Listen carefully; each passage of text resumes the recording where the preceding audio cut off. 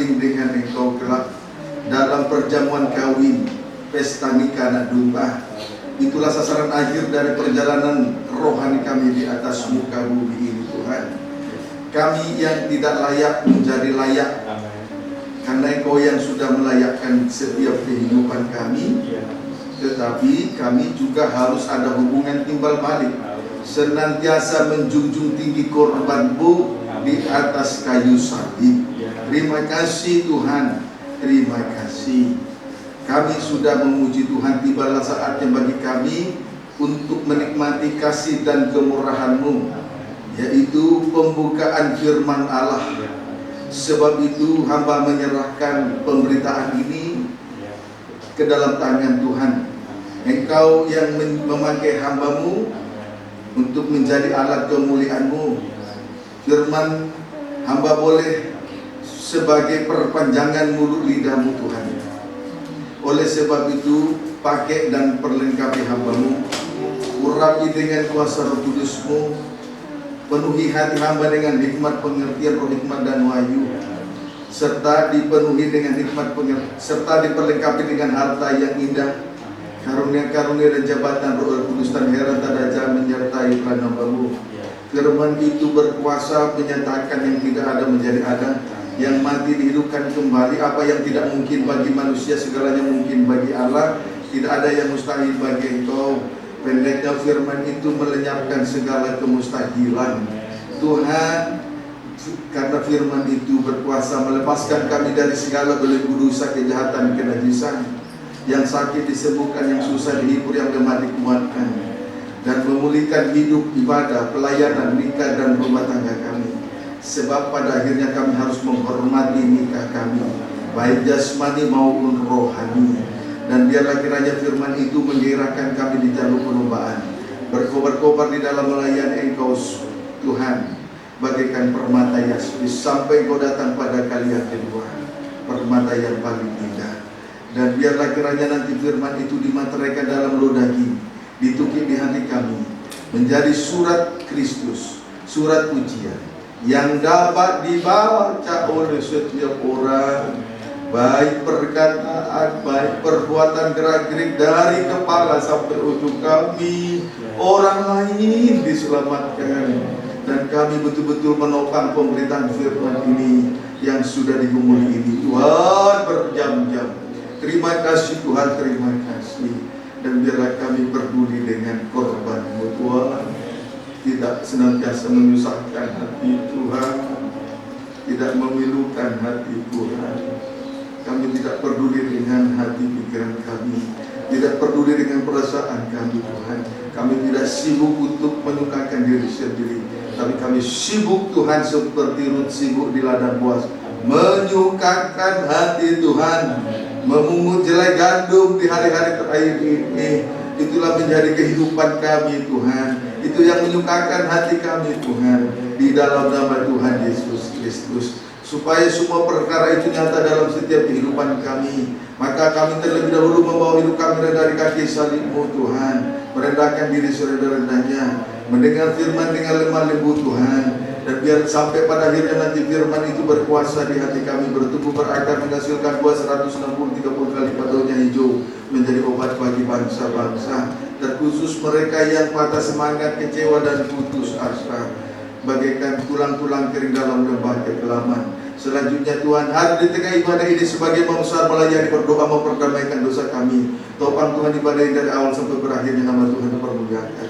Sekali lagi Engkau lah yang mengurapi hamba-Mu, yang membaca, bahkan yang mengelola live streaming video internet itu, Facebook, bahkan juga Infocus, Tuhan. Urapi kami, satukan dalam roh yang satu yang sama. Baik anak-anak sidang jemaat-Mu yang sedang duduk dengan firman, Engkau mengurapi. Anak-anak-Mu yang masih kecil-kecil, Engkau kuasai, Marmika, Sedepit, dan juga Eloi. Bahkan anak Tuhan, umat Tuhan, hamba Tuhan yang sedang mengikuti pemberitaan firman Tuhan, Engkau juga memberkati dan mengurapi kami. Terpuji Tuhan, terpuji Engkau kekal sampai selama-lamanya.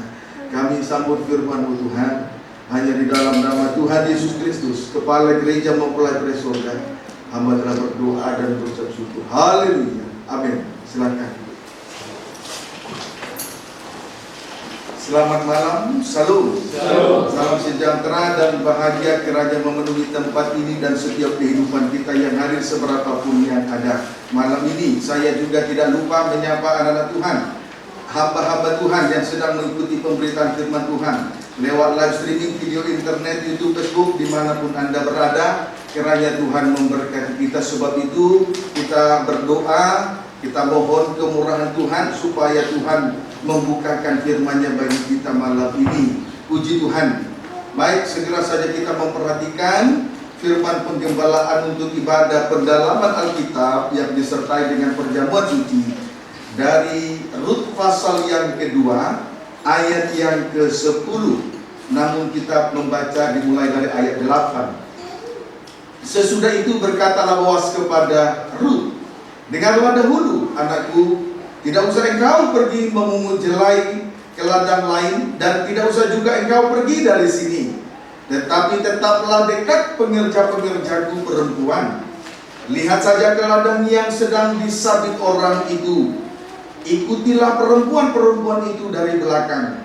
Sebab aku telah memesankan kepada pengerja-pengerja lelaki, jangan mengganggu engkau. Jika engkau haus, pergilah ke tempayan-tempayan dan minumlah air yang dicedok oleh pengerja-pengerja itu. Ayat 8 sampai dengan ayat 9.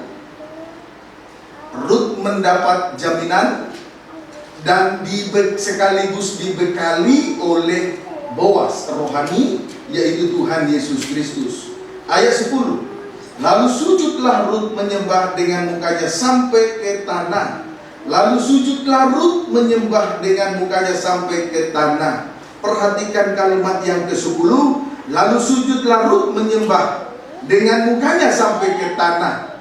Dalam hal ini Rut menunjukkan suatu sikap yang baik setelah ia mendapat jaminan dan bekal dari Boas, sesuai dengan ayat 8 sampai dengan ayat 9 yang sudah kita baca tadi di atas. Sujud menyembah dengan muka sampai ke tanah adalah tanda A. Ketundukan Rut, B. Kedewasaan Rut. Sujud menyembah dengan mukanya sampai ke tanah adalah tanda A. Ketundukan Rut, B. Kedewasaan Rut. Tentang ketundukan Rut telah disampaikan, saudaraku. Sekarang kita akan memeriksa tentang kedewasaan Rut.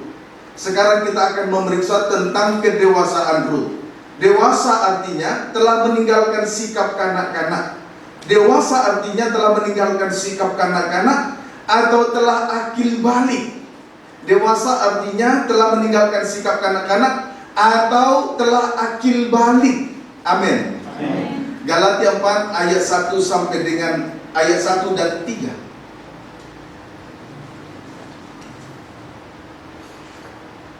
Galatia pasal yang keempat. Galatia pasal yang keempat ayat 1 dan ayat 3. Demikian firman Tuhan. Yang dimaksud ialah selama seorang ahli waris belum akil balik, sedikit pun ia tidak berbeda dengan seorang hamba. Sungguh pun ia adalah tuan dari segala sesuatu. Demikian pula kita, selama kita belum akil balik, kita takluk juga kepada roh-roh dunia. Puji Tuhan. Kehidupan yang belum akil balik, ia sama dengan seorang hamba.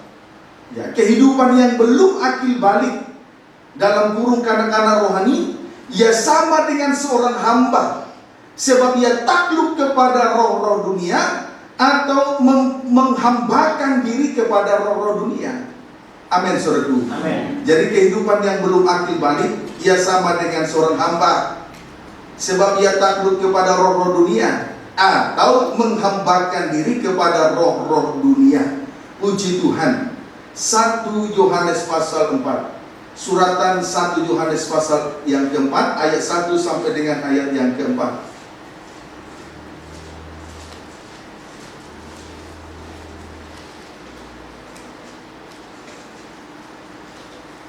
Suratan 1 Yohanes pasal 4 ayat 1 sampai dengan ayat yang keempat. Demikian firman Tuhan. Perikopnya roh Allah dan roh antikristus. Ayat 1. Saudara-saudaraku yang kekasih, Janganlah percaya akan setiap roh, tetapi ujilah roh-roh itu, apakah mereka berasal dari Allah. Sebab banyak nabi-nabi palsu yang telah muncul dan pergi ke seluruh dunia. Demikianlah kita mengenal roh Allah. Setiap roh yang mengaku bahwa Yesus Kristus telah datang sebagai manusia berasal dari Allah. Dan setiap roh yang tidak mengaku Yesus tidak berasal dari Allah. Roh itu adalah roh antikristus. Dan tentang dia telah kamu dengar bahwa ia akan datang, dan sekarang ini ia sudah ada di dalam dunia. Kamu berasal dari Allah, anak-anakku, dan kamu telah mengalahkan nabi-nabi palsu itu. Sebab roh yang ada di dalam kamu lebih besar daripada roh yang ada di dalam dunia. Sebetulnya roh-roh dunia tidak lebih tidak kurang adalah roh antikristus. Amin, saudaraku. Sebetulnya roh-roh yang ada di dalam dunia ini tidak lebih tidak kurang adalah roh antikristus. Ayat 5. Ayat yang kelima, suratan 1 Yohanes 4 ayat 5. Mereka berasal dari dunia, sebab itu mereka berbicara tentang hal-hal duniawi, dan dunia mendengarkan mereka. Tanda bahwa seseorang takluk kepada roh-roh dunia, ia berbicara tentang hal-hal duniawi. Amin.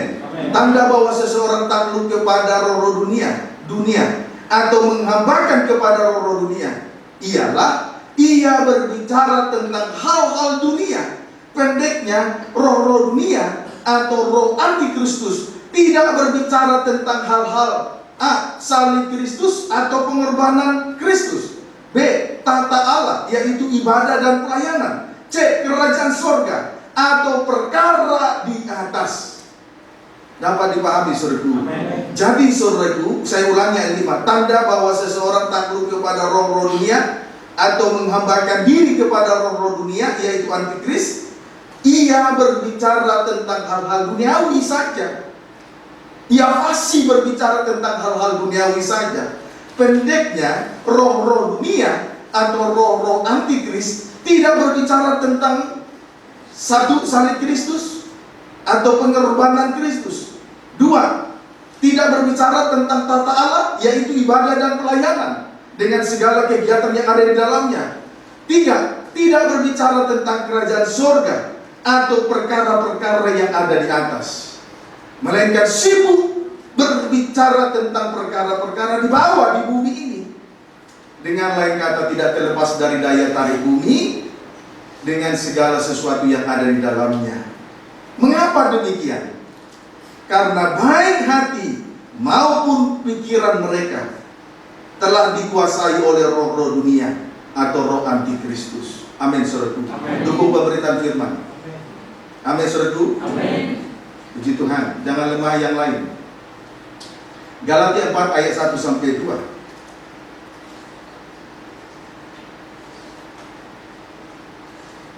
Galatia 4 ayat 1 sampai 2. Demikian firman Tuhan. Yang dimaksud ialah selama seorang ahli waris belum akil balik, sedikit pun ia tidak berbeda dengan seorang hamba. Sungguh pun ia adalah tuan dari segala sesuatu, tetapi ia berada di bawah perwalian dan pengawasan sampai pada saat yang telah ditentukan oleh Bapaknya. Apabila kehidupan seseorang belum akil balik, maka ia masih berada di bawah perwalian atau ia masih berada di bawah pengawasan. Dengan kata lain, belum mendapat kepercayaan. Nah, inilah risiko apabila kehidupan seseorang belum akil balik. Maka ia masih berada di bawah perwalian, ia masih berada di bawah pengawasan ketat. Dengan kata lain, belum mendapat kepercayaan dari Tuhan. Amin, saudara. Sesungguhnya orang yang melayani Tuhan adalah orang yang dipercayai, adalah orang yang dewasa. Artinya ia telah dipercayai oleh Tuhan untuk memikul sebuah tanggung jawab. Ia tidak perlu diawasi. Kehidupan yang sudah dewasa rohani adalah kehidupan yang dipercayai oleh Tuhan. Ia tidak perlu berada di bawah perwalian. Ia tidak perlu diawasi. Amin, saudaraku. Puji Tuhan. Inilah keadaan daripada seseorang apabila ia belum akil balik, belum dewasa secara rohani, masih berada di bawah perwalian, masih berada di bawah pengawasan, karena Tuhan belum mempercayakan dia. Sebetulnya kalau engkau masih diawasi, seharusnya engkau menyadari diri bahwa Tuhan belum mempercayakan dirimu sebagai seorang penopang dalam pelayanan ini. Kiranya dapat dipahami dengan baik. Ada di antara kita, saya awasi sebelum ketahuan dosa kedajisannya, saya awasi karena saya curiga, saya belum percaya kepada kehidupan ini, tapi selalu berkelit dan berkelit. Tapi Tuhan itu tidak bisa didustai. Kiranya dapat dipahami dengan baik. Amin, saudaraku. Ayat 4 sampai dengan ayat 5. Galatia 4 ayat 4 sampai dengan ayat yang kelima. Tetapi setelah genap waktunya, maka Allah mengutus anaknya yang lahir dari seorang perempuan dan takluk kepada hukum Taurat. Ia diutus untuk menebus mereka yang takluk kepada hukum Taurat, supaya kita diterima menjadi anak. Puji Tuhan. Kemudian, saudaraku, seorang yang belum akil balik, selain takluk kepada roh-roh dunia atau menghambakan diri kepada roh-roh dunia, yang juga takluk kepada hukum Taurat, ia juga takluk kepada hukum Taurat. Dapat dipahami, saudaraku? Ia juga, jadi selain menghambakan diri kepada roh-roh dunia, itulah roh antikris, ia juga takluk kepada hukum Taurat. Dapat dipahami, saudaraku? Hukum Taurat menunjuk kepada perjanjian yang pertama.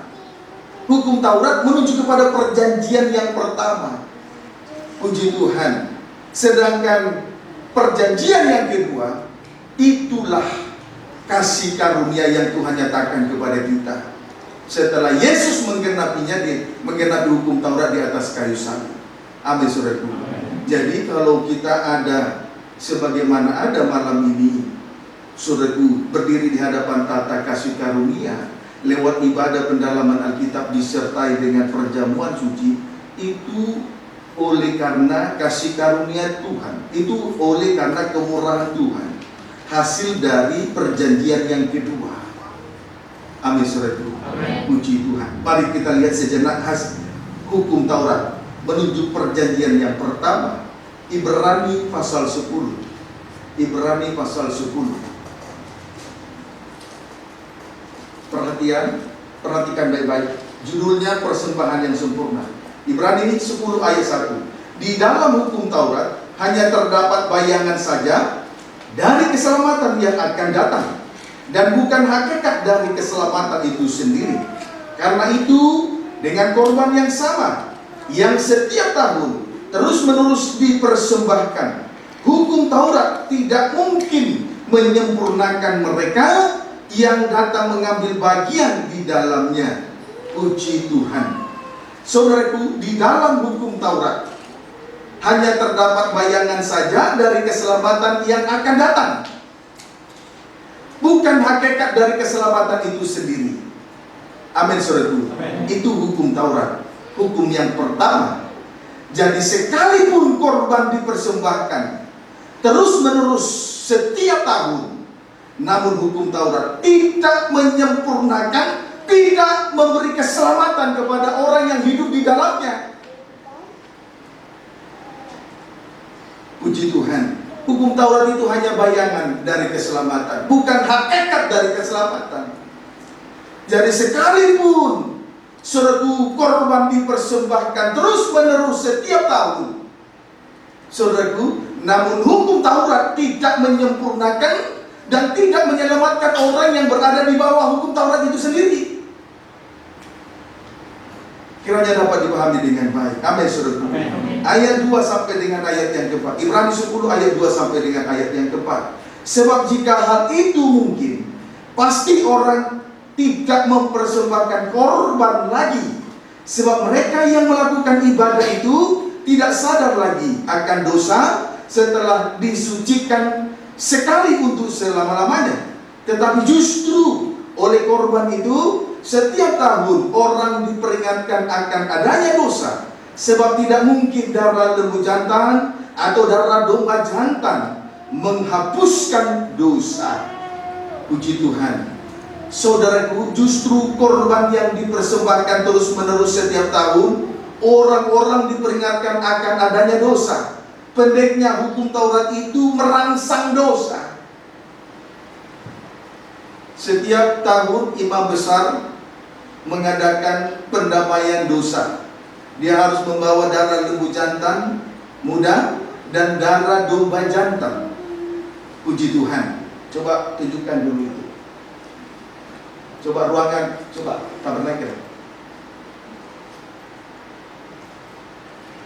Ya, puji Tuhan. Lihat ya. Imam besar harus mempersembahkan darah lembu jantan muda dan darah domba jantan. Selanjutnya, sebagian darah itu akan dibawa masuk sampai ke ruangan Maha Suci sesuai dengan Imamat pasal 16. Setiap tahun dan terus menerus. Itulah hukum yang pertama atau perjanjian yang pertama. Puji Tuhan. Tetapi justru korban yang dipersembahkan terus menerus setiap tahun justru mengingatkan orang lain untuk berbuat dosa. Justru oleh karena korban yang dipersembahkan terus menerus setiap tahun itu diperingatkan akan adanya dosa. Orang justru berbuat dosa. Amin, saudaraku. Karena dia sadar bahwa besok masih ada lagi korban yang harus dipersembahkan untuk memperdamaikan dosanya. Jadi dengan adanya korban yang dipersembahkan terus menerus, itulah cara yang pertama. Justru orang diperingatkan untuk berbuat dosa. Itu sebabnya hukum yang pertama, hukum Taurat itu tidak menyelamatkan, tidak menyempurnakan.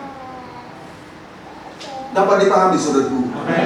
Jadi di dalam hukum Taurat, jadi saudaraku, hukum Taurat, pendeknya hukum Taurat itu justru merangsang dosa. Jadi dengan adanya korban yang dipersembahkan setiap tahun terus-menerus itu justru merangsang dosa, mengingatkan orang lain untuk berbuat dosa, merangsang dosa. Amin, saudaraku. Sebagaimana di dalam hukum Taurat terdapat 9 kali kata jangan, ya, sebagai tanda larangan untuk bangsa Israel. Tetapi dengan adanya kata jangan, justru bangsa Israel melanggar hukum Allah. Amin, saudaraku. Justru bangsa Israel melanggar hukum Allah. Jadi kata jangan justru merangsang dosa. Jadi kata jangan itu yang tertulis sebanyak 9 kali di dalam hukum Taurat justru merangsang dosa. Dapat dipahami, saudaraku? Sebagaimana mari kita lihat Roma, sebagaimana yang tertulis di dalam Roma pasal yang ke-7 ayat yang ke-5. Demikian firman Tuhan. Sebab judulnya arti hukum Taurat, ayat yang ke-5. Sebab waktu kita masih hidup di dalam daging, hawa nafsu dosa yang dirangsang oleh hukum Taurat bekerja dalam anggota-anggota tubuh kita agar kita berbuah bagi maut, supaya binasa. Jadi saudaraku, yang merangsang hawa nafsu dosa atau merangsang keinginan untuk berbuat dosa adalah hukum Taurat. Amin, saudaraku. Adalah hukum Taurat. Tadi di atas saya sudah katakan, di dalam hukum Taurat 10 hukum Taurat ditulis pada 2 loh batu. Di dalam hukum Taurat itu terdapat 9 kata jangan sebagai larangan supaya bangsa Israel jangan berbuat dosa. Tetapi justru dengan ada kata jangan, bangsa Israel berbuat dosa, melanggar hukum Allah. Amin saudaraku. Amin. Puji Tuhan. Jadi yang merangsang hawa nafsu dosa atau yang merangsang keinginan untuk berbuat dosa adalah hukum Taurat. Ayat yang ke-7. Roma 7 ayat yang ke-7.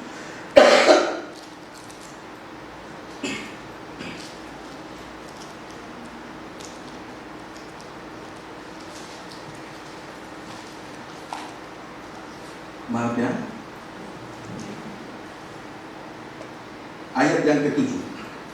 Jika demikian, apakah yang hendak kita katakan? Apakah hukum Taurat itu dosa? Sekali-kali tidak. Sebaliknya, justru oleh hukum Taurat, aku telah mengenal dosa. Karena aku juga tidak tahu apa itu keinginan, kalau hukum Taurat tidak mengatakan jangan mengingini. Puji Tuhan. Kita tidak tahu apa itu keinginan. Betul? Kalau hukum Taurat tidak mengatakan jangan mengingini. Puji Tuhan. Amin saudaraku. Haleluya. Jadi ini sudah sangat membuktikan bagi kita bahwa hukum Taurat itu betul-betul merangsang dosa, merangsang keinginan untuk berbuat dosa. Puji Tuhan. Ayat yang ke-8, Roma 7 ayat 8. Tetapi dalam perintah itu dosa mendapat kesempatan untuk, di dalam hukum Taurat maksudnya ya, dosa mendapat kesempatan untuk membangkitkan di dalam diriku rupa-rupa keinginan. Sebab tanpa hukum Taurat dosa mati. Perhatikan kalimat pada ayat 8. Di sini dikatakan tanpa hukum Taurat dosa mati. Artinya seandainya tidak ada hukum Taurat, dosa itu habis. Amin saudaraku. Berarti sudah sangat jelas bahwa hukum Taurat itu membangkitkan di dalam diri kita rupa-rupa keinginan atau bermacam-macam keinginan. Itulah yang disebut hawa nafsu dosa. Puji Tuhan. Haleluya. Puji Tuhan. Puji Tuhan. Haleluya. Ya. Ibrani pasal 10. Kita kembali menengok Ibrani pasal yang ke-10.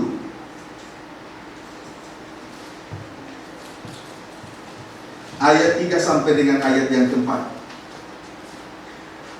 Tetapi justru oleh korban-korban itu setiap tahun orang diperingatkan akan adanya dosa.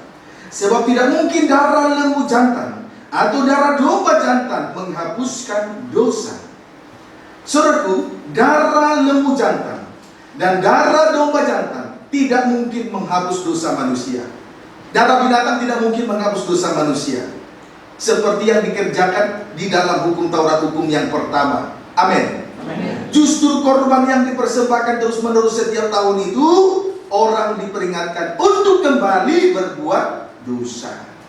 Jadi darah binatang tidak mungkin menghapus dosa, seperti yang dikerjakan oleh imam besar di dalam perjanjian yang pertama, perjanjian yang lama, perjanjian lama. Justru dengan korban yang sama terus-menerus setiap tahun dipersembahkan, dosa seseorang, saudaraku, orang diperingatkan untuk kembali berbuat dosa. Kembali mempersembahkan korban berarti kembali juga untuk berbuat dosa. Kembali mempersembahkan korban, kembali juga orang berbuat dosa.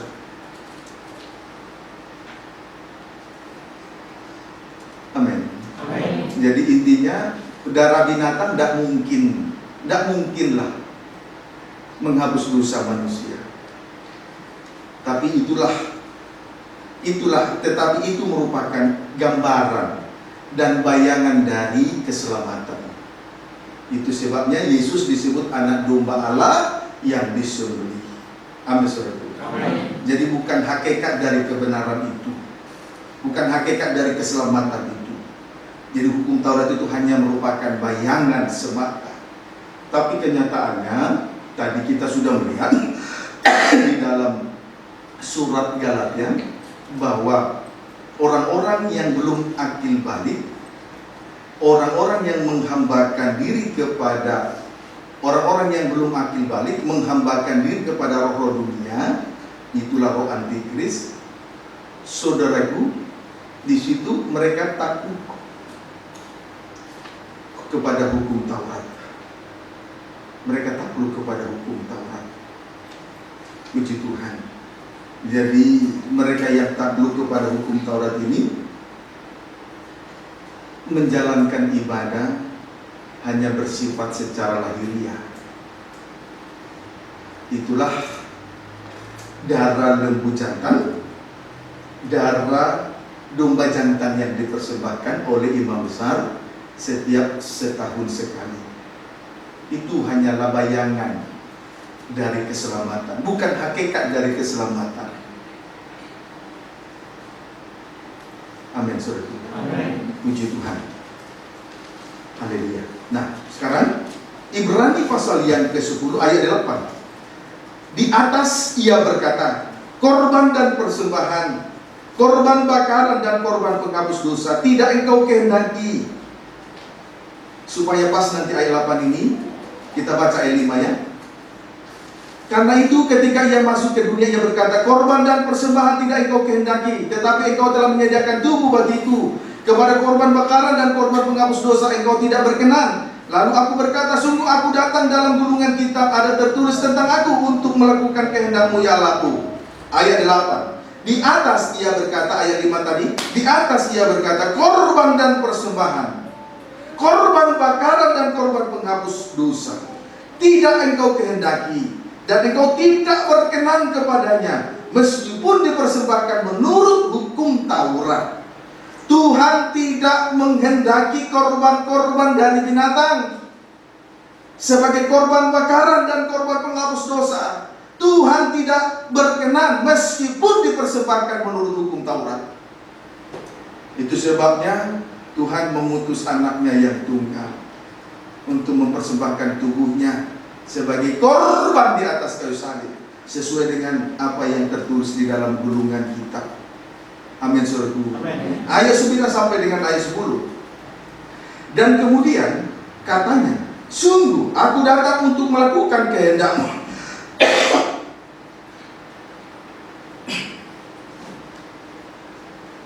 Sambil berdoa ya. Berdoa, topang pemberitaan firman. Ayat 9. Dan kemudian katanya, sungguh aku datang untuk melakukan kehendakmu.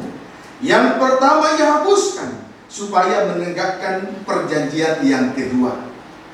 Ayat 9, ayat 10. Dan karena kehendaknya inilah kita telah dikuduskan satu kali untuk selama-lamanya oleh persembahan tubuh Yesus Kristus. Tetapi saudaraku, kita harus sadar, kita itu dikuduskan satu kali untuk selama-lamanya oleh korban Kristus. Amin. Bukan oleh korban binatang lagi, seperti perjanjian dalam perjanjian yang pertama, itulah hukum Taurat. Justru kita dikuduskan satu kali untuk selama-lamanya oleh korban Kristus. Korban binatang tidak menghapus dosa. Itu hanya gambaran untuk masa sekarang. Amin, saudaraku. Puji Tuhan. Berarti saudaraku, sungguh orang-orang yang menjalankan ibadah Taurat atau orang-orang yang menjalankan ibadah lahiriah adalah orang-orang yang tidak menghargai korban Kristus. Adalah orang yang keliru di dalam mengikuti Tuhan. Mulut memuliakan, persamaan dari ibadah Taurat, ibadah lahiriah. Mulut memuliakan Tuhan, tapi hatinya jauh dari firman Tuhan, dari Tuhan. Sama juga artinya, tubuh dipersembahkan kepada Tuhan, tubuh jasmani, tetapi manusia dalam, manusia batinianya tidak dipersembahkan kepada Tuhan. Ini merupakan ibadah yang sia-sia. Ibadah lahiriah, ibadah yang tidak mengandung janji dan kuasa, baik untuk masa sekarang maupun untuk masa yang akan datang. Maka sidang jemaat, orang Kristen tidak, apalagi seorang imam, tidak boleh membiasakan diri di dalam hal melayani dalam bentuk ibadah lahiriah. Saudara tidak perlu takut kepada seorang gembala, kepada seorang hamba Tuhan. Saudara takutlah kepada Tuhan. Jangan terlihat mulut memuji Tuhan, tapi hati jauh dari Tuhan.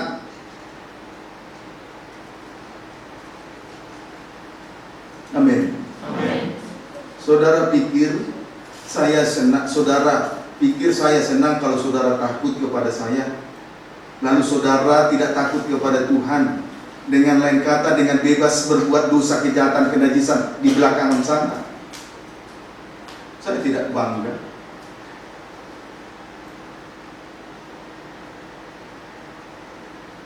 Puji Tuhan. Haleluya. Puji Tuhan. Ya. Nah, sekarang Ibrani pasal 9 ayat 26. Ibrani pasal 9 ayat 26. Sebab jika demikian, ia harus berulang-ulang menderita sejak dunia ini dijadikan. Kalau andai kata misalnya pelayanan Yesus Kristus, pelayanan Yesus anak Allah, Yesus anak Allah adalah imam besar.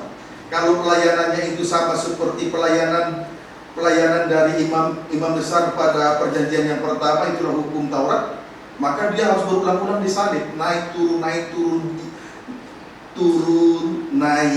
turun disalib, tahun depan turun lagi disalib, lalu naik, hari ketiga bangkit, kemudian 40 hari kemudian naik, lalu setelah itu umatnya berbuat dosa kembali, dosa kejahatan, dosa kenajisan, maka tentu dia akan turun lagi tahun depannya seperti yang dilakukan oleh imam besar di perjanjian yang pertama hukum Taurat sesuai dengan imamat 16. Berkali-kali dia lakukan itu, tidak ada artinya. Tapi lihat, ulang kita baca Ibrani pasal 9 ayat 26.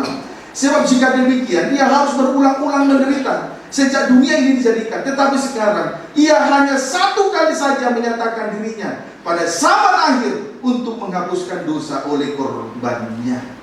Puji Tuhan. Jadi hanya oleh satu korban kita telah disucikan, kita disucikan dan dosa disempurnakan untuk selama-lamanya. Cukup satu kali saja. Tidak perlu berulang-ulang seperti perjanjian yang pertama, itulah hukum Taurat. Amin, saudara. Puji Tuhan. Cukup satu kali korban. Satu kali dia dikorbankan untuk menguduskan, menyempurnakan untuk selama-lamanya. Tidak perlu berulang-ulang. Cukup satu kali. Puji Tuhan. Kita bersyukur sesuai dengan Imam Ibrani pasal yang ke-10 ayat yang ke-21. Dan kita mempunyai seorang imam besar sebagai kepala rumah Allah. Ia telah mengadakan pendamaian dosa, sehingga tabir bait suci terbelah dua dari atas sampai ke bawah. Dengan lain kata, dia telah membuka jalan untuk kita memperoleh hidup yang kekal. Kita bersyukur kita mempunyai seorang imam besar. Amin, saudaraku. Cukup satu kali korban untuk menyempurnakan kita sampai selama-lamanya. Tidak perlu berulang-ulang. Puji Tuhan. Haleluya. Puji Tuhan. Puji Tuhan. Tapi lain, beda dengan orang yang menjalankan ibadah Taurat. Ibadah yang menjalankan ibadah lahiriah. Dia tidak mengerti arti syukur. Dia tidak dapat mengerti untuk mensyukuri. Tidak bersyukur terhadap korban Kristus. Dia hanya bersyukur kalau dia sudah diberkati. Dia hanya bersyukur kalau dia gajinya sudah bertambah banyak. Dia bersyukur kalau dia sudah memperoleh ini itu dalam dirinya. Itu kehidupan yang menjalankan ibadah Taurat, ibadah lahiriah.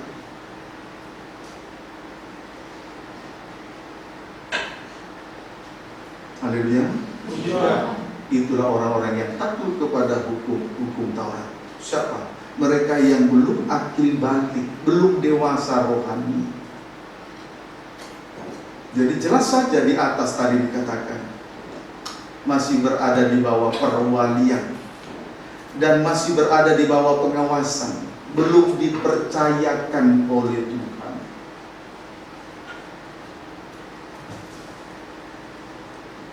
Amin. Sekarang ciri-ciri belum akil balik. Ciri-ciri belum akil balik. Kita kembali membaca Galatia 4 ayat 8. Ciri-ciri belum akil balik. Galatia 4 ayat yang ke-8. Demikian firman Tuhan. Dahulu ketika kamu tidak mengenal Allah, kamu memperhambakan diri.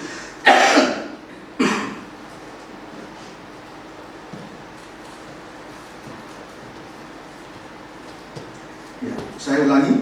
Dahulu ketika kamu tidak mengenal Allah, kamu memperhambakan diri kepada Allah-Allah yang pada hakikatnya bukan Allah.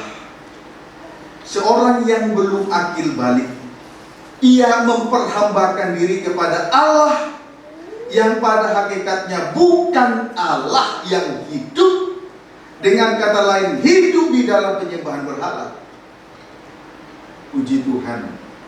Jadi kehidupan yang belum akil balik, belum dewasa secara rohani, selain ia berada di bawah pengawasan, belum dipercaya Tuhan, ia juga takluk kepada hukum Taurat, takluk kepada roh-roh dunia, takluk kepada hukum Taurat. Selain itu juga, saudaraku, di sini dikatakan seorang yang belum akil balik memperhambakan diri kepada Allah yang pada hakikatnya bukan Allah. Dengan kata lain, hidup di dalam penyembahan berhala. Puji Tuhan. Berhala artinya segala sesuatu yang melebihi dari Tuhan. Itu arti berhala. Berhala artinya segala sesuatu yang melebihi dari Tuhan. Antara lain, satu, merasa diri lebih baik, lebih benar, lebih suci dari orang lain. Itu berhala. Menunjuk orang yang suka bermegah. Menunjuk orang yang suka bermegah. Dua, meninggalkan ibadah dan pelayanan hanya karena pekerjaan, hanya karena kesibukan, dan serta perkara-perkara lahiriah lainnya di muka bumi ini. Itu juga berhala. Kesibukan nomor satu, Tuhan, ibadah dan pelayanan, atau Tuhan nomor dua, itu berhala. Itu Allah kecil. Tiga, keras hati. Itu disebut juga berhala. Keras hati itu juga disebut berhala. Orang yang mengeraskan hati, orang yang tidak mau berubah, itu disebut penyembahan berhala. Amin, saudaraku. Itu penyembahan berhala. Sekalipun ia ada di dalam bait Allah. Itu penyembahan berhala. Dia tidak menyembah Allah yang hidup. Sesungguhnya demikian. Mari kita lihat Mazmur 115.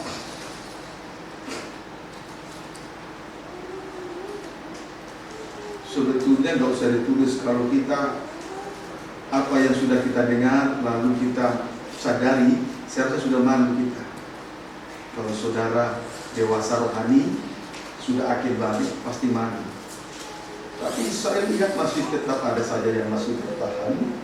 Itu yang membuat ilu hati Tuhan. Tidak dewasa-dewasa, memalukan sekali sebetulnya. Mazmur 115 ayat 2 sampai dengan ayat 4. Demikian firman Tuhan. Mengapa bangsa-bangsa akan berkata, di mana Allah mereka? Allah kita di surga, ia melakukan apa yang dikehendakinya. Berhala-berhala mereka adalah perak dan emas, buatan tangan manusia. Perhatikan baik-baik. Mengapa bangsa-bangsa akan berkata, di mana Allah mereka? Jawabnya, karena mereka telah memperhambakan diri kepada berhala-berhala Allah perak dan emas, buatan tangan manusia. Kalau dia menyembah Allah yang hidup, maka dia harus sadar bahwa dia harus sadar bahwa Allah yang hidup ada di dalam kerajaan surga. Dia bertata di tengah-tengah ibadah dan pelayanan ini. Dapat dipahami. Tetapi bangsa-bangsa di sini berkata, di mana Allah mereka? Jawabnya, mengapa mereka bertanya seperti itu? Jawabnya, karena mereka telah memperhambakan diri kepada berhala-berhala, yaitu Allah perak dan emas, buatan tangan manusia.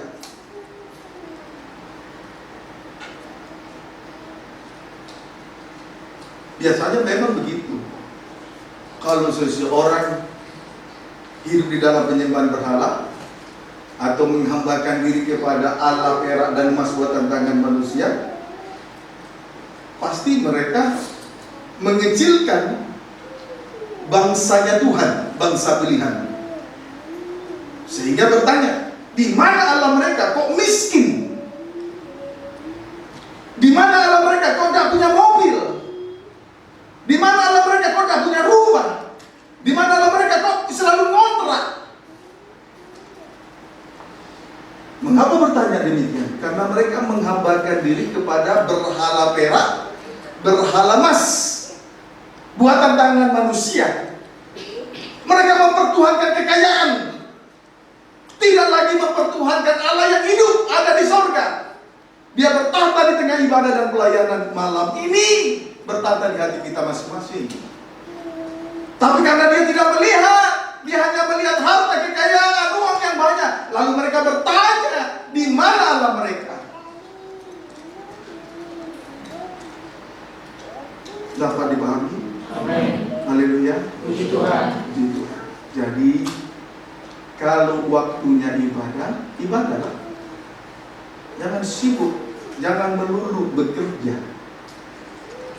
Tuhan menciptakan langit, bumi dan segala isinya, bumi dan isinya, langit dan isinya, laut dan isinya, selama 6 hari. Hari ke-7 berhenti. Tuhan beri 6 hari. Hari ke-7 hari perhentian. Ikuti contoh teladan Tuhan. Disebut mengikuti Tuhan berarti mengikuti contoh teladan Tuhan. Jangan ikuti contoh teladan bangsa-bangsa yang tidak mengenal Allah Israel, Allah yang hidup. Amin. Amin. Puji Tuhan. Nah, sekarang kita lihat Mazmur 115 ayat 5 sampai dengan ayat 7. Ayat 5 sampai dengan ayat 7, demikian firman Tuhan. Tadi berhala emas dan perak buatan tangan manusia itu mempunyai mulut tetapi tidak dapat berkata-kata, mempunyai mata tetapi tidak dapat melihat, mempunyai telinga tetapi tidak dapat mendengar, mempunyai hidung tetapi tidak dapat mencium, mempunyai tangan tetapi tidak dapat meraba-raba, mempunyai kaki tetapi tidak dapat berjalan, dan tidak dapat memberi suara dengan kerongkongannya. Puji Tuhan. Haleluya.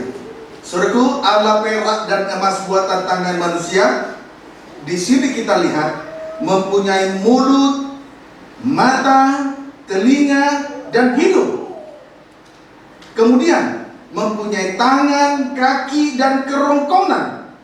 Namun semuanya itu tidak dapat digunakan. Semuanya itu tidak berfungsi, sehingga tidak dapat digunakan untuk memuliakan Allah yang hidup.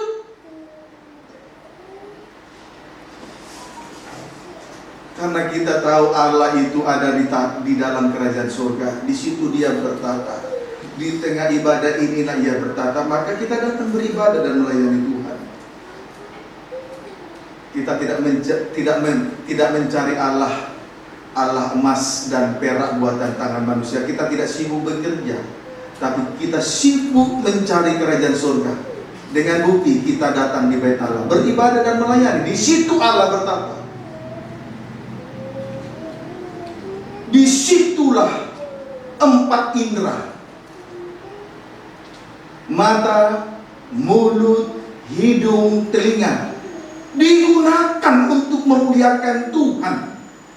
Kemudian disitulah tangan, kaki, dan kerongkongan. Tangan bisa digunakan melayani, kaki mengikuti jejak tapak-tapak kaki Yesus yang berdarah. Kemudian kerongkongan mengeluarkan suara untuk memuji Tuhan. Tetapi mereka yang hidup di dalam penyembahan berhala, sekalipun mempunyai 4 indera, mempunyai tangan, kaki, dan kerongkongan, semuanya itu tidak dapat memuliakan Tuhan. Karena mereka tidak mencari Tuhan di dalam rumah Tuhan. Amin. Amin. Ayat yang mari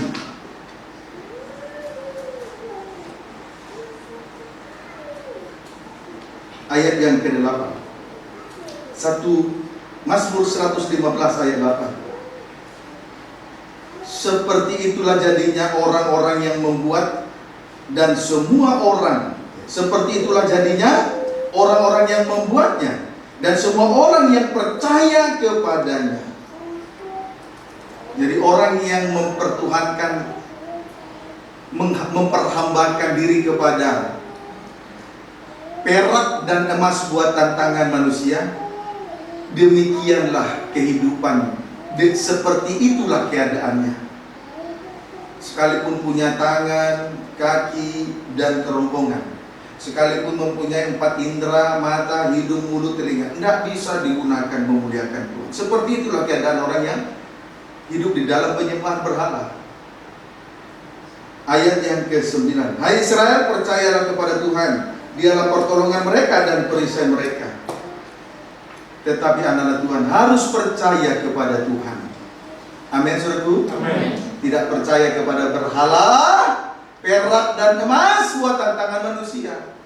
Tidak percaya kepada harta dan kekayaan, usaha, bisnis, pekerjaan, dan lain sebagainya. Kita harus percaya kepada Tuhan. Tuhanlah pertolongan kita. Maka itu sebabnya kita datang memuliakan Tuhan. Gunakan indera memuliakan Tuhan. Gunakan 2 tangan, kaki memuliakan Tuhan. Gunakan kerongkongan memuji, memuliakan Tuhan. Mari kita lihat lebih detail mengenai kehidupan yang berada di dalam penyembahan berhala. Kita lihat contoh hidup di dalam penyembahan berhala. Contoh hidup di dalam penyembahan berhala. 1 Samuel 15.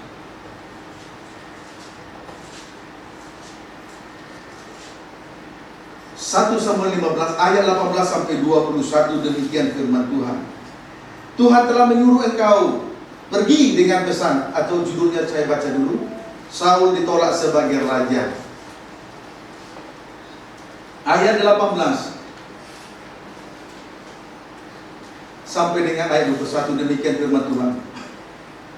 Tuhan telah menyuruh engkau pergi dengan pesan, pergilah, tumpaslah orang-orang berdosa itu, yakni orang Amalek, berperanglah melawan mereka sampai engkau membinasakan mereka.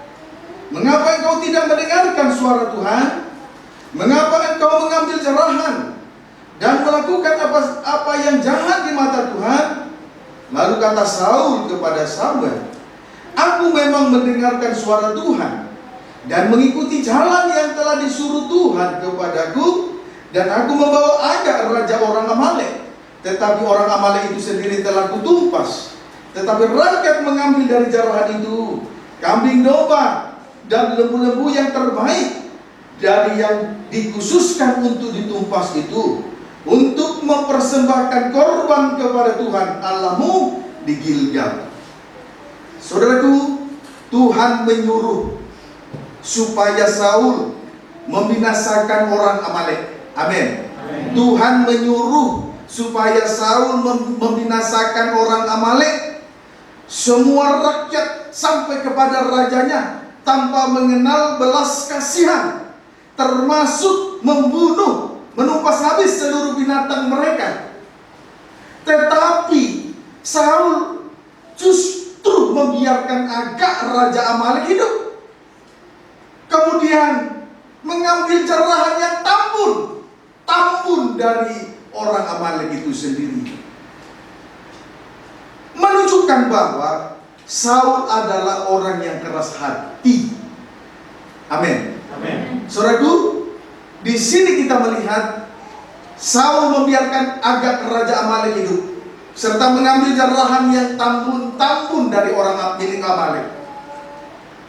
Padahal Tuhan menyuruh dan memerintahkan Saul supaya membinasakan orang Amalek. Semua rakyat, laki-laki, perempuan, tua, muda, sampai kepada anak yang menyusui, sampai kepada rajanya, tanpa mengenal belas kasihan, termasuk menumpas habis seluruh binatang mereka.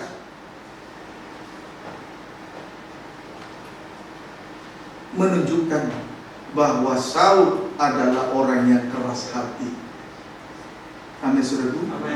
Dia menolak perintah Tuhan, menunjukkan Saul adalah orang yang keras hati. Itu orang yang keras hati ini seringkali menyusahkan hati Tuhan. Orang yang keras hati bukan berarti dia tidak mengerti kebenaran. Dia mengerti, hanya menolak untuk melakukannya. Paham, saudara? Puji Tuhan. Dia mengerti, dia tangkas sekali. Maka digambarkanlah orang yang keras hati ini seperti benih yang ditaburkan di tanah yang berbatu-batu. Tanahnya tipis, tanah berbatu-batu, tanahnya sedikit, tanahnya tipis. Sehingga saat benih itu ditaburkan, dia segera tumbuh. Tapi pada saat ada aniaya karena firman, sengsara karena salib, dia murtad. Dia meninggalkan ibadah, meninggalkan pelayanan. Itu orang keras hati. Dia senang dengar firman, tapi benih firman yang ditaburkan itu hanya sekedar tumbuh tapi tidak berakar, karena tanahnya tipis. Tanah berbatu-batu itu tanahnya sedikit tipis, sehingga tidak memungkinkan benih yang tumbuh itu berakar. Tidak mungkin berakar karena tanahnya berbatu-batu, tanahnya tipis. Dia mengerti firman, tapi menolak untuk melakukannya. Itu keras hati. Seperti Saul ini. Itu penyembahan berhala, saudara. Amin. Amin. Praktek keras hati.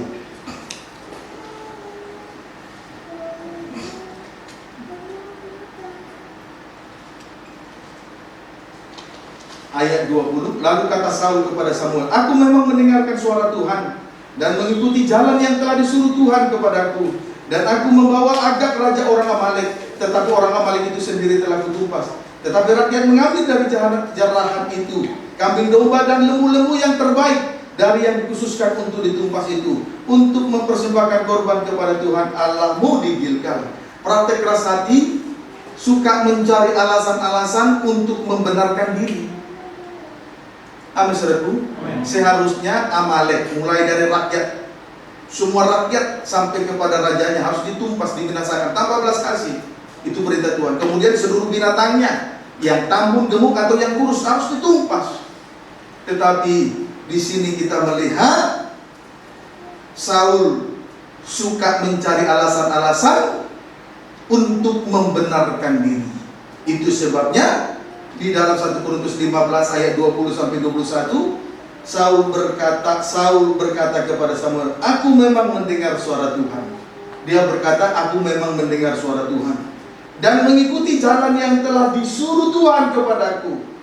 Dan aku membawa Agag raja orang Amalek, tetapi orang Amalek itu sendiri telah kutumpas."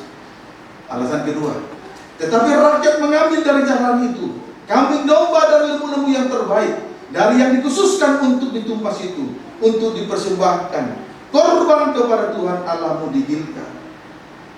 Suka mencari alasan untuk membenarkan diri. Dia berkata, "Aku sudah mendengarkan firman Tuhan dan melakukannya." Kenapa dia mencari alasan? Mengapa dia mengatakan itu? Dia berkata, "Rakyat sudah saya bunuh, hanya Agag raja Amalek aja kok yang hidup, cuma satu." Kemudian semua binatang sudah ditumpas, hanya beberapa yang tambun-tambun. Alasannya untuk dipersembahkan sebagai korban kepada Tuhan. Itu loh orang yang keras hati, suka berdalih, suka mencari alasan untuk membenarkan diri. Tidak lantas, ya saya berdosa, ya saya sudah jatuh dalam kejahatan kenajisan, ya. Masih berdalih, karena ini, karena itu. Sampai kapanpun orang semacam ini, saya tidak percaya. Apalagi kalau sudah puluhan tahun saya melihat kehidupannya semacam itu. Apalagi Tuhan tidak akan mempercayakan pelayanan kepada kehidupan anak-anak yang kehidupan rohani kanak-kanak belum akil balik. Karena orang semacam ini keras hati.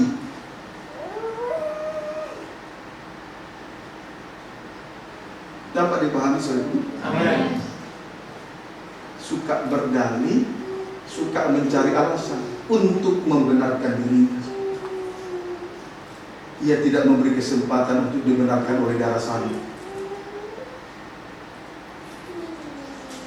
Dapat dipahami saudara? Amin. Puji Tuhan. Jadi pendeknya, orang yang suka berdalih dan suka mencari alasan untuk membenarkan dirinya adalah orang yang sangat sukar untuk bertobat dan meninggalkan dosa masa lalunya, karena ia telah dibenarkan oleh gengsinya, dibenarkan oleh harga dirinya, dibenarkan oleh egoisnya, tetapi tidak dibenarkan oleh darah salib. Makanya dia tidak akan pernah benar.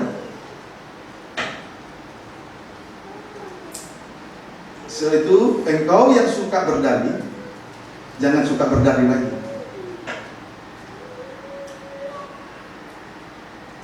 Paham? Amin. Kalau salah akui. Engkau berdalih, engkau mencari alasan untuk membenarkan diri, maka engkau betul dibenarkan oleh gengsimu, dibenarkan oleh harga dirimu, dibenarkan oleh egoismu, tapi tidak pernah dibenarkan oleh darah salib, korban Kristus. Orang, kesimpulannya dari apa yang saya sampaikan ini, orang yang suka berdalih, orang yang suka mencari alasan untuk membenarkan dirinya, bagi orang semacam ini, darah Yesus tidak berlaku untuk dia, sekalipun dia ada di tengah ibadah dan pelayanan. Ingat itu. Dapat dipahami saudara? Amin. Puji Tuhan. Sebaliknya, orang yang mau mengakui dosanya adalah orang yang dibenarkan oleh darah salib Kristus, sama dengan dibenarkan oleh karena iman. Inilah yang disebut kebenaran iman. Sebaliknya, orang yang mengakui dosa dan berterus terang mengakui dosanya adalah dia dibenarkan oleh darah salib. Inilah yang disebut kebenaran karena iman. Bukan lagi kebenaran karena melakukan hukum Taurat, tetapi kebenaran karena darah salib, dibenarkan oleh iman salib. Pilih mana? Kebenaran diri sendiri atau kebenaran dibenarkan karena salib? Itu yang disebut kebenaran iman. Tapi banyak orang mengerti mana yang baik, mana yang tidak baik. Tetapi pada prakteknya, orang lebih suka memilih kebenaran untuk membenar, kebenaran yang berasal dari diri sendiri, bukan dibenarkan oleh karena iman, yaitu darah salib. Banyak. Mata jasmani dan mata batin saya melihat. Puji Tuhan. Nah, inilah harga diri dari seorang manusia, seorang sahabat, luar biasa. Gengsi egoisnya luar biasa. Kalau kau memahami ini, dan itu sekarang ada di dalam dirimu karena dosa warisan, menangislah engkau malam ini. Kalau tidak, darah Yesus tidak akan, sampai kapanpun darah Yesus tidak berlaku bagi dirimu, sekalipun ada engkau di tengah-tengah ibadah itu.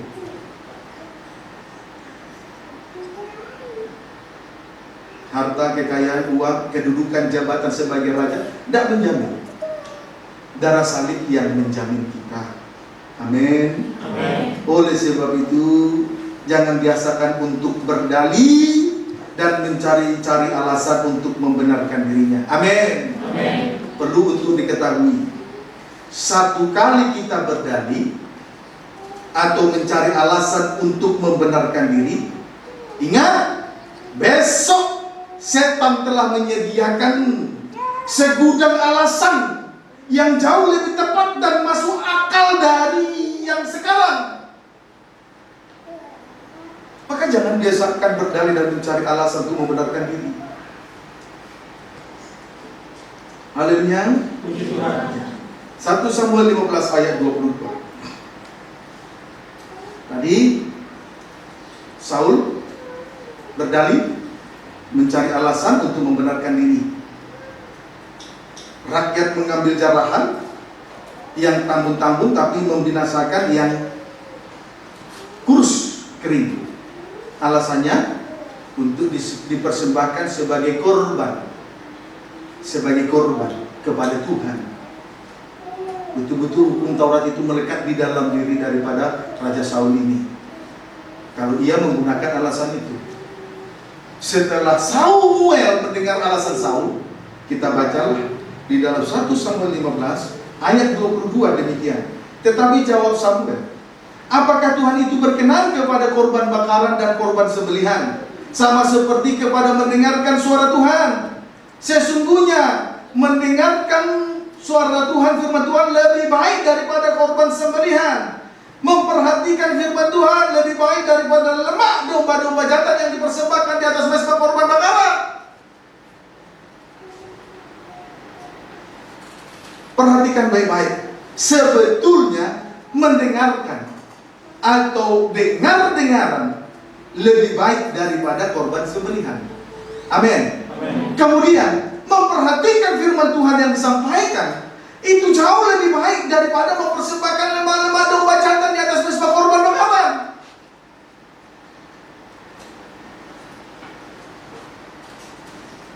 Jadi bukan korban persembahan yang menjadi suatu tolak ukur supaya kehidupan kita berkenan kepada Tuhan.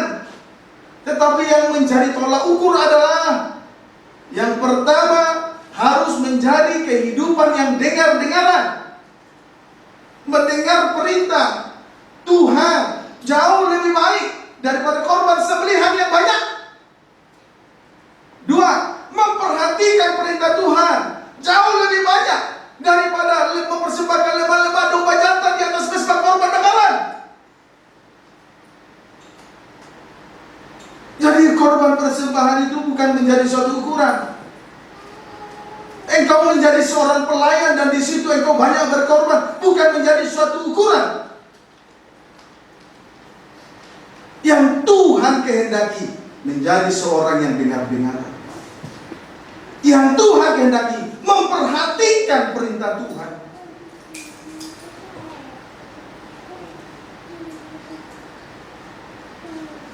Saya sangat menyesal sekali kalau seorang imam melayani Tuhan ukurannya hanya sebagai korban yang dipersembahkan, tapi tidak mau mendengar. Melayani tapi tidak memperhatikan aturan-aturan di dalam penggembalaan. Orang kalau tidak dengar-dengaran seringkali mendahului kehendak Tuhan.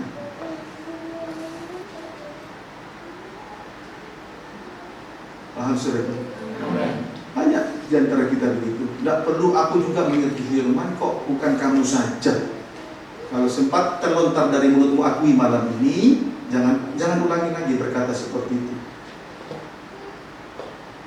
Dari situ kita mengerti bahwa sebetulnya bodoh sekali kita. Hanya kita merasa lebih benar saja.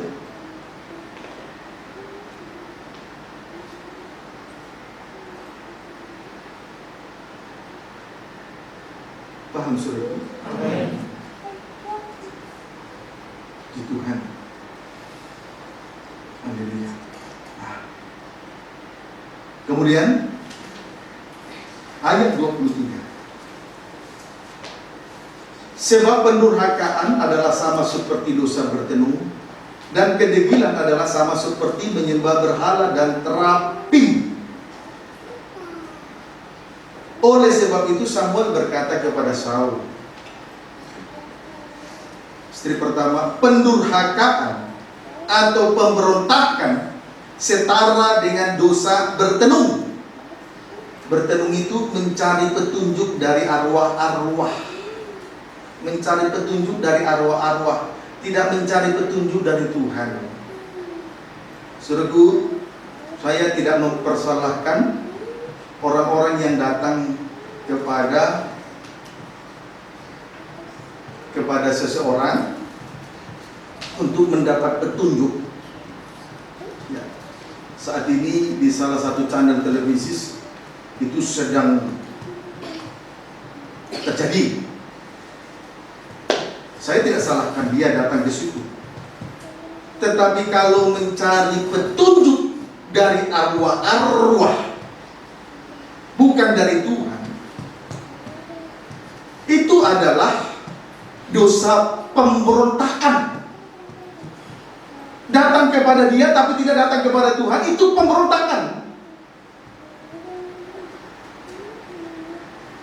Dapat dipahami, saudaraku? Amin. Itu pendurhakaan, pemberontakan. Puji Tuhan. Itu belajar dengar-dengaran. Puji Tuhan. Nah, itu ya. Perhatikan susu. Nah, jadi pendurhakaan itu setara dengan dosa bertenung. Pemberontakan itu setara dengan dosa bertenung. Kemudian kedegilan atau kekerasan hati, kedegilan atau kekerasan hati sama dengan dosa penyembahan berhala. Jadi keras hati itu penyembahan berhala loh, saudaraku. Jangan saudara berpikir orang yang mendirikan patung atau terapim atau arca, dia menyembah patung buatan tangan manusia lalu disebut penyembahan berhala. Keras hati saja disebut dengan penyembahan berhala. Kedegilan atau keras hati itu dosa penyembahan berhala.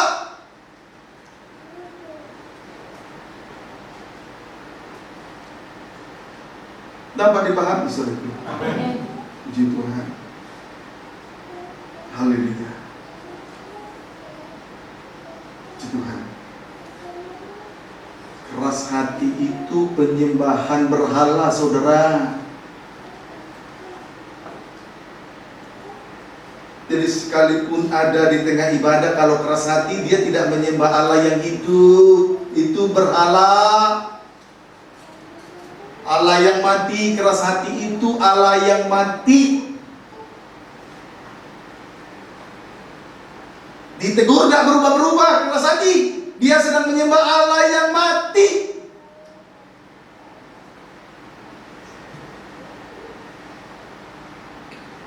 Tuhan, semoga semakin dewasa ya, itu kerinduan Tuhan. Jangan nangis besok lagi, terlalu gampang hatimu itu berubah-ubah. Tuhan. Sekarang kita baca kembali ayat 23. Sebab pendurhakaan adalah sama seperti dosa bertenung, dan kedegilan adalah sama seperti menyembah berhala dan terapim. Karena engkau telah menolak firman Tuhan, itulah keras hati, maka ia telah menolak engkau sebagai raja. Dampak negatif keras hati. Ya.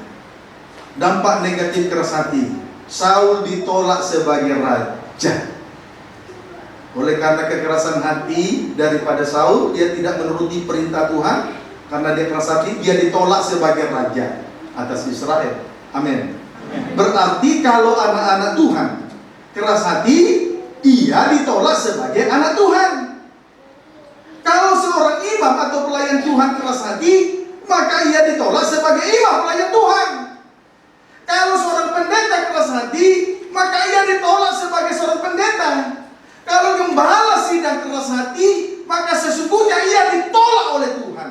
Sekalipun ia masih tetap ada di dalam bait Allah, ia sudah ditolak oleh Tuhan. Tinggal tunggu waktunya saja. Maka memang kalau kita melihat akhir dari perjalanan dari Raja Saul ini, saudaraku, sama Dia tetap menjadi raja, tapi sebetulnya dia sudah ditolak. Sebab memang Tuhan sudah memilih seorang yang setia kepada dia. Itulah Daud. Daud belum duduk di atas tahta sebagai raja atas Israel, tetapi sebetulnya dia sudah dipilih. Sedangkan Saul sudah ditolak.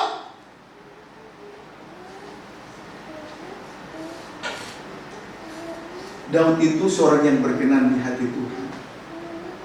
Lihat ya, sebelum dia dipilih, tampil dulu 3 abang-abang Daud yang gagah perkasa. Lalu Samuel hendak mengurapi dan berkata, ini dia yang dipilih oleh Tuhan. Sampai kepada anak yang ke-7, Tuhan ternyata tidak memilih. Alasan Tuhan, tidak yang dilihat oleh mata manusia, dilihat oleh Tuhan. Tuhan, manusia melihat hanya yang ada di depan matanya, tetapi Tuhan melihat hati.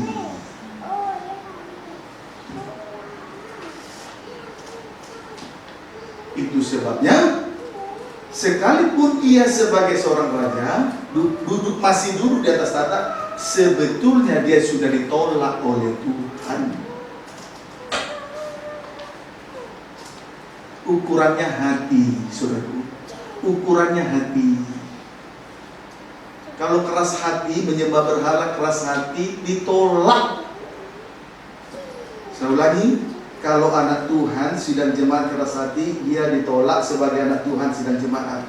Kalau imam atau pelayan Tuhan keras hati, sebetulnya dia sudah ditolak sebagai seorang imam, sebagai seorang pelayan, walaupun dia masih melayani. Sebagai seorang pendeta, seorang gembala sidang, kalau dia keras hati, sebetulnya dia ditolak sekalipun dia masih pendeta dan gembala di dalam rumah Tuhan. Sebab ukurannya hati, bukan yang dilihat mata manusia, dilihat oleh Tuhan. Tuhan melihat hati. Saul itu hatinya tipis untuk firman.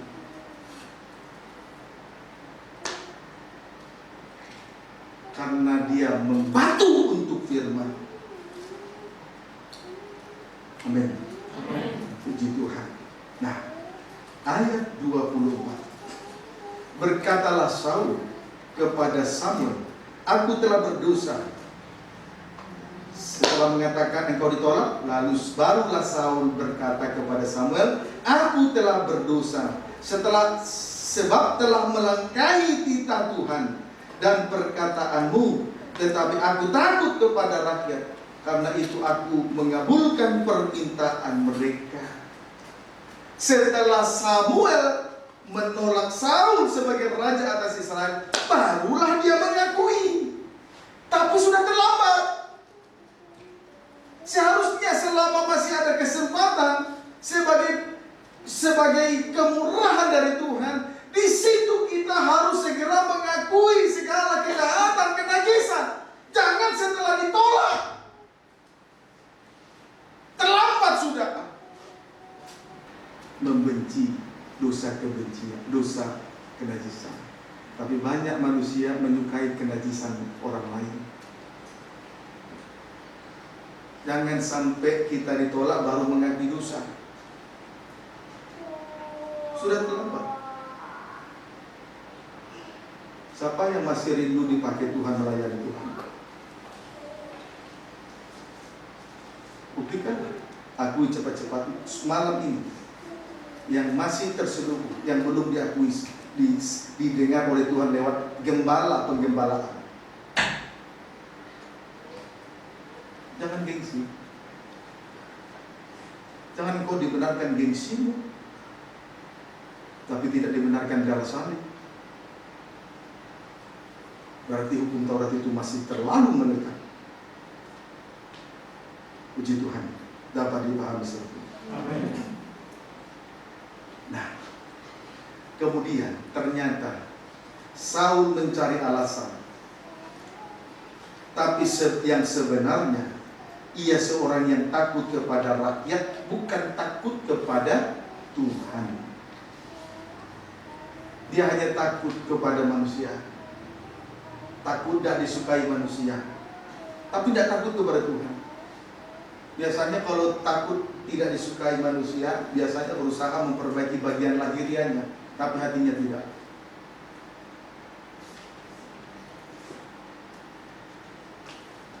Puji Tuhan. Haleluya. Apalah arti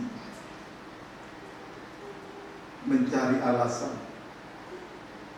membenarkan diri dengan cara mencari alasan, tapi ditolak Tuhan? Apa artinya kita memperbaiki bagian luar, bagian lahiriah, tapi hati kita ditolak Tuhan? Dan artinya manggut-manggut, tapi hatinya ditolak Tuhan. Dan artinya Saul ini takut kepada rakyat, tapi tidak takut kepada Tuhan. Maka dia berani melanggar perintah Tuhan, menjadi orang yang keras hati. Itulah penyembahan berhala. Dapat dipahami saudara? Ayat 25 sampai 26. Maka sekarang ampunilah kiranya dosaku, kembalilah bersama-sama dengan aku, maka aku akan sujud menyembah kepada Tuhan. Tetapi jawab Samuel kepada Saul, aku tidak akan kembali bersama-sama dengan engkau, sebab engkau telah menolak firman. Sebab itu Tuhan telah menolak engkau sebagai raja atas Israel. Puji Tuhan. Samuel berkata kepada Saul, karena engkau telah menolak firman Tuhan, sebab itu Tuhan telah menolak engkau sebagai raja atas Israel. Jadi oleh karena kekerasan hati atau penyembahan berhala dari Saul inilah dia ditolak sebagai raja.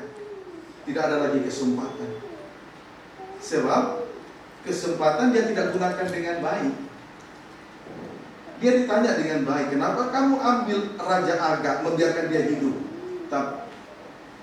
Kenapa kau ambil binatang yang tambun? Masih juga berdalih. Harusnya seandainya tidak ditanya pun dia harus segera mengaku dosanya. Tapi di sini kemurahan Tuhan luar biasa. Masih juga Samuel bertanya, tapi itu pun tidak dihargai. Berkali-kali saya sering, ada beberapa di antara kita dulu sekali saya tanya, dan juga mengakui dosanya. Sebab dia menyembah berhala, keras hati. Akhirnya jadi susah sendiri, di ujungnya susah sendiri.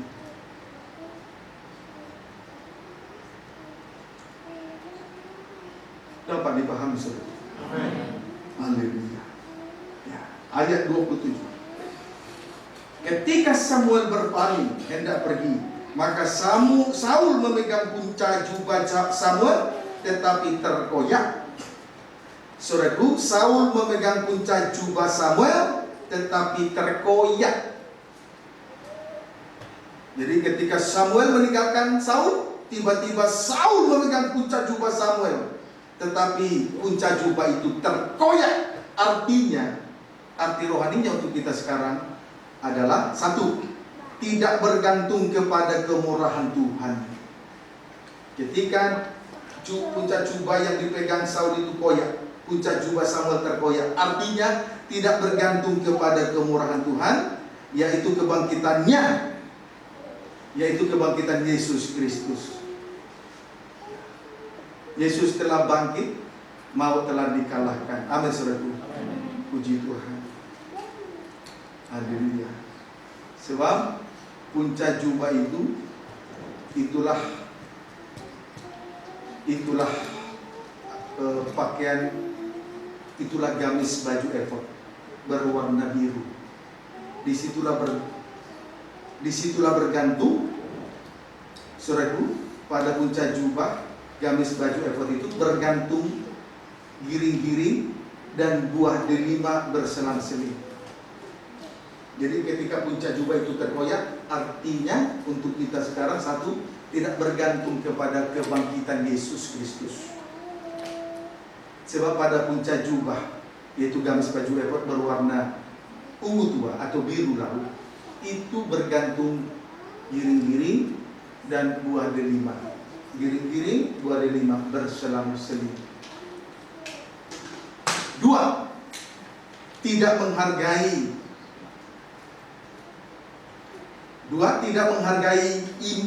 imam besar, pelayanan imam besar di tengah-tengah ibadah dan pelayanan. Tidak menghargai kehadiran imam besar di tengah-tengah ibadah dan pelayanan, sama dengan tidak menghargai korban pendamaian. Kalau Tuhan membukakan rahasia firman-Nya, maka berkuasa menyingkapkan segala rahasia yang terkandung di dalam hati. Dengan demikian, itulah tanda bahwa imam besar hari di tengah ibadah ini untuk mengadakan pendamaian dosa.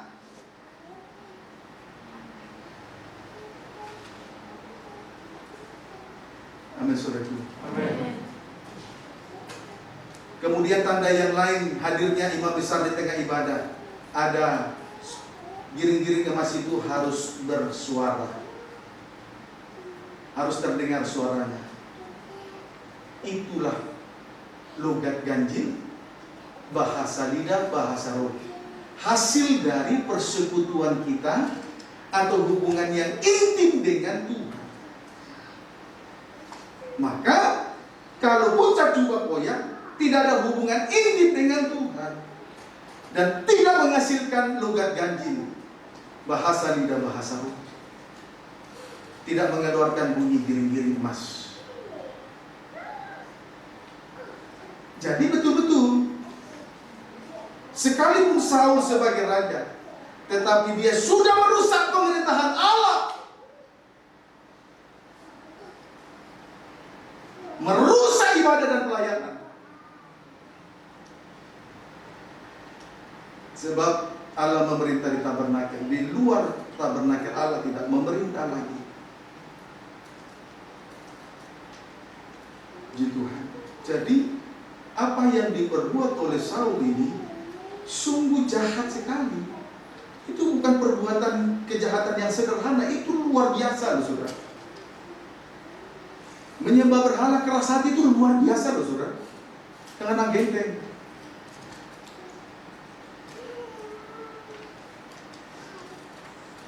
Tuhan perintahkan untuk menumpas tapi dia tolak.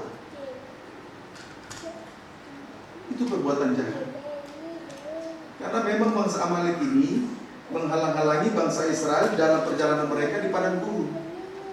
Perjalanan padang gurun itu perjalanan salib. Di situ Tuhan membawa mereka untuk masuk ke tanah Kanaan. Tapi di Amalek menghalang-halangi, bahkan menghabisi barisan dari bangsa Israel pada bagian belakang yang letih lesu lemah, letih lesu dan yang lemah. Maka anak-anak Tuhan, kalau melihat kerohanian orang lain masih lemah, artinya masih terdapat kejahatan, kenajisan, jangan memanfaatkan. Engkau sedang menghambat perjalanan salib. Yang tua melihat yang muda dan memperdayakannya, engkau sedang menghambat perjalanan salib.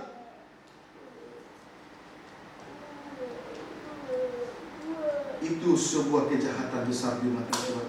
Maka Tuhan tidak salah memerintahkan Saul untuk menumpas habis orang Amalek, supaya jangan lagi perjalanan salib ini terhalangi.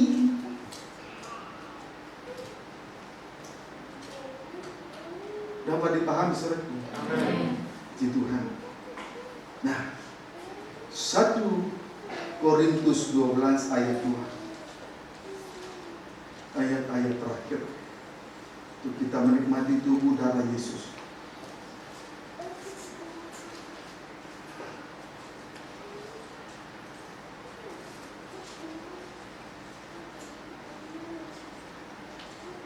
Satu Korintus 12 ayat yang kedua. Kamu tahu pada waktu kamu masih belum mengenal Allah, kamu tanpa berpikir ditarik kepada berhala-berhala yang bisu. Jadi pada akhirnya bangsa kafir, bangsa yang di luar Tuhan, atau sama dengan kehidupan yang masih belum akil balik, tanpa sadar atau tanpa berpikir panjang ditarik kepada berhala-berhala yang bisu. Puji Tuhan. Dan itu suatu kerugian besar. Amin. Galatia 4 ayat yang ketiga.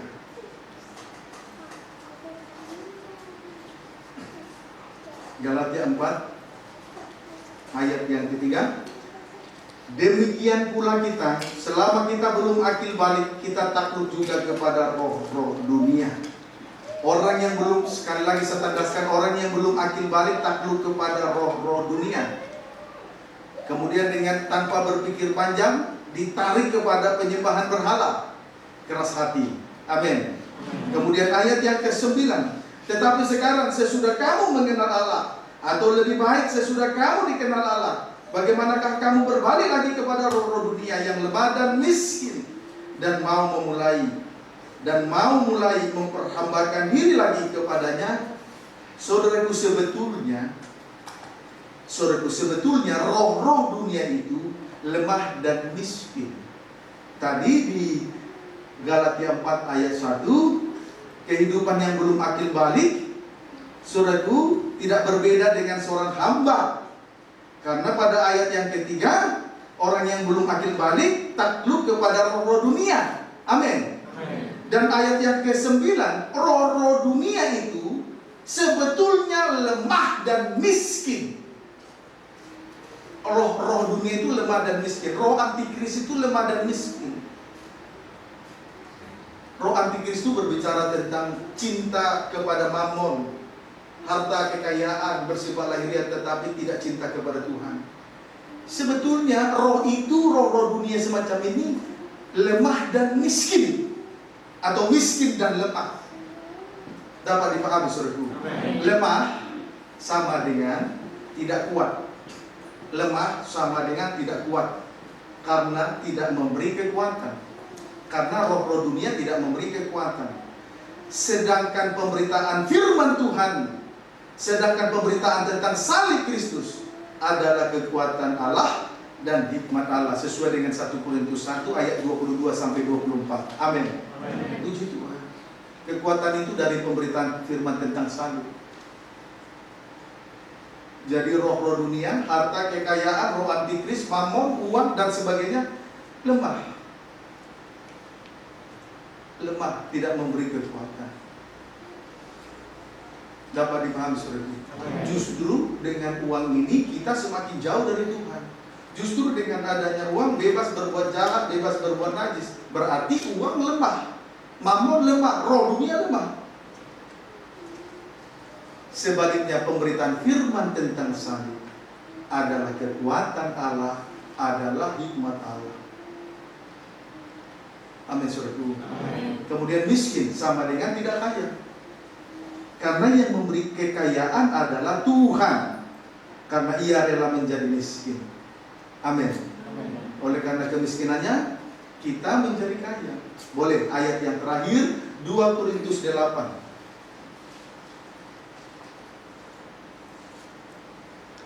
Jangan mau lagi diinabobokan dengan pemberitaan firman tentang berkat-berkat. Jangan mau lagi dinabobokan dengan mammon-mammon atau roh-roh dunia. Amin, saudaraku. Itu lemah dan miskin. 2 Korintus 8 ayat yang ke-7 sampai dengan ayat yang ke-9. Maka sekarang sama seperti kamu kaya dalam segala sesuatu, kaya dalam iman, dalam perkataan, dalam pengetahuan, dalam kesungguhan untuk membantu, dan dalam kasihmu terhadap kami. Demikianlah juga hendaknya kamu kaya dalam pelayanan kasih ini. Ayat 8. Aku mengatakan hal itu bukan sebagai perintah, melainkan dengan menunjukkan usaha orang-orang lain untuk membantu. Aku mau menguji keikhlasan kasih kamu. Ayat 9. Karena kamu telah mengenal kasih karunia Tuhan kita Yesus Kristus, bahwa Ia yang oleh karena kamu menjadi miskin, sekalipun Ia kaya, supaya kamu menjadi kaya oleh karena kemiskinannya. Jadi kita kaya oleh karena salib.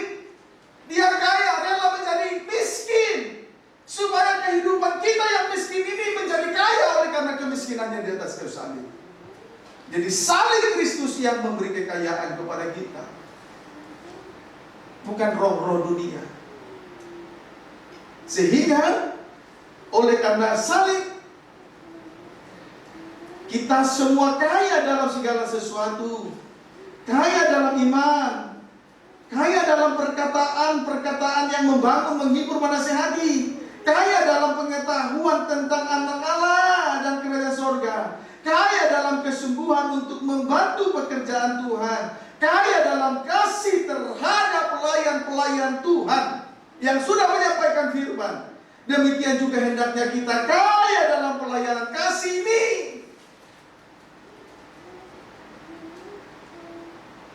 Roh-roh dunia itu miskin.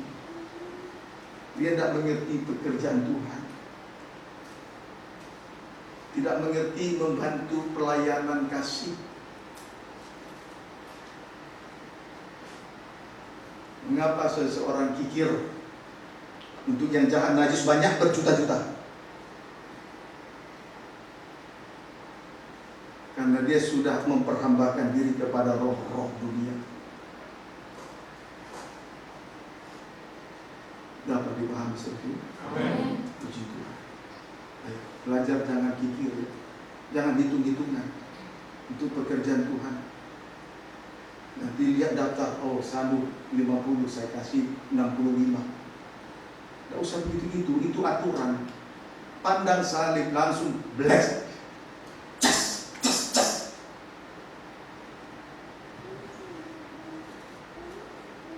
Ukurannya salib, jangan logikamu yang konyol itu, tidak menyukakan hati Tuhan.